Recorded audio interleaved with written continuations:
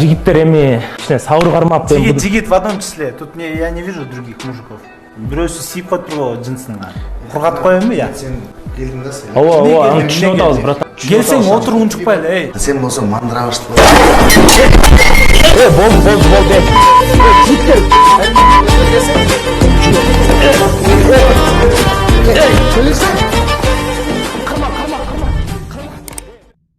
Элдин баарын назарын алып анан биз мүнткөн табыз, тутушуп атабыз. Орто канатты даана байт кылып салбайлы, мындай кылгыла. Бири-бириңе чалгыла. Ала каяктасың, мен бияктамын деп. Мен болгондо спокойно эле бас чечишели деп эле элдин баарын чакырбай эле камераларды өчүрүлөр этип туруп эле булчулдашып туруп эле анан тарап кетмекмин. Чутаскер мындай хайп болуп атабы билбейм, түшүнбөй атам. Этот бой неизбежен. Изначально у нас конфликт шел с 25 декабря, после того, как я подрался со Скатом. Там был момент, когда он ушел.